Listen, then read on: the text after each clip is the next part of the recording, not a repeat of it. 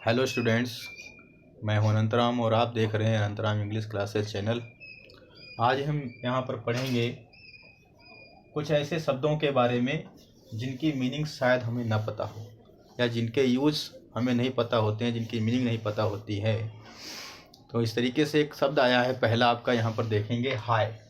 अक्सर देखा होगा आपने फिल्मों में या कहीं भी ग्लैमर की दुनिया में या कहीं फ़ॉरेन जो फॉरनर्स होते हैं उनके बीच जो वार्तालाप होती है उस बीच आपने देखा होगा हाय शब्द एक सुना है आपने। जनरली आप शहरों में भी सुन सकते हैं हाय। तो हाय की हिंदी क्या होती है? नमस्ते होता है। हाय का मतलब होता है नमस्ते। और हेलो होता है दूसरा, आपका हेलो आता है। हेलो, हेलो का मतलब होता है नमस्कार। हेलो किसके साथ में आता है? जब हमारे बराबर के लोग होते हैं, सम उम्र के लोग, एक जैसे व्यवसाय के लोग, एक साथ काम करने वाले, कंपेनियंस, प्लेमेट्स, ठीक है, एक ही स्तर पर काम करने वाले, ठीक है, बराबर, चाहे पद में बराबर हों चाहे उम्र में बराबर हों, ऐसे व्यक्तियों के बीच में आपस में नमस्कार बोला जाता है, जिसे इंग्लिश में हेलो कहा जाता है। और ये होता है अपने से बड़ों के लिए हाय नमस्ते, नमस्ते करते हैं जब हम हाय बोलते हैं। तो उसके बाद में क्या आया है आपका? तीसरा शब्द आया है एजुकेशन। एजुकेशन की हिंदी होती है शिक्षा। शिक्षा, शिक्षा जानते होंगे आप, लेकिन इसमें विशेषता क्या है? सबको पता है एजुकेशन की हिंदी शिक्षा होती है, लेकिन विशेषता ये है कि इसमें 5 वावेल आए हुए हैं।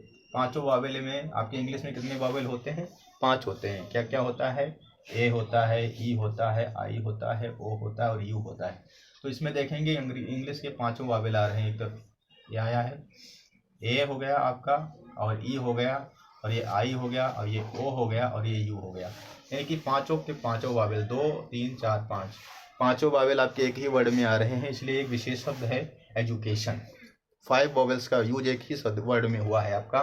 दूसरा वर्ड है इसकी डायलॉग, संवाद होता है, जो फिल्मों में बोला जाता है, ड्रामा में बोला जाता है, नाटक में बोला जाता है। इसमें क्या विशेषता है आपको? इसमें विशेषता वही है, इसमें भी 5 वावेल आए हुए हैं। ए आया हुआ है, फिर ई आया हुआ है, आई आया है, ओ आया है और यू आया है। यानी कि ये भी ऐसा शब्द है जिसमें 5 वावेल मौजूद हैं आपके। नेक्स्ट सेंटेंस आपका, नेक्स्ट वर्ड आपका आया है डैट। डैट की हिंदी है वाह। वाह होता है तब हिंदी जब ये वाह होती है, जब ये प्रोनाउन के रूप में यूज किया जाता है तो इसकी हिंदी वाह होती है। लेकिन अगर इसका यूज प्रोनाउन के रूप में दूसरे रूप में किया जाए तो जो और वही भी हिंदी आती है, तब भी ये प्रोनाउन के रूप में यूज होता है। जब डैड की हिंदी जो हो, वही हो और वह हो, तब ये प्रोनाउन होता है। यानी कि प्रोनाउन के रूप में जब जब डैड का आप यूज करेंगे सेंटेंसेस में, तो इसकी हिंदी निकलेगी वह निकलेगी, या जो निकलेगी, या वही निकलेगी। लेकिन अगर डैड का यूज हम कंजक्शन के रूप में करते हैं, ठीक है, तो डैड ही है, स्पेलिंग वही है, लेकिन इसकी हिंदी बदल जाती है, ता की होगी या जो की होगी कंजक्शन के रूप में। लेकिन वही डैड को जब हम नाउन के रूप में लाते हैं तो उसकी हिंदी बदल जाती है, हो जाती है जो। इसी तरीके से जब डैड का प्रयोग हम एडवर्ब के रूप में करते हैं तो एडवर्ब के रूप में भी इसकी मीनिंग बदल जाती है। 3 मीनिंग निकलती हैं यहाँ पे। इस हद तक एक मीनिंग निकलती है, इस हद तक दूसरी निकलती है, इतना, तीसरी निकलती है तक।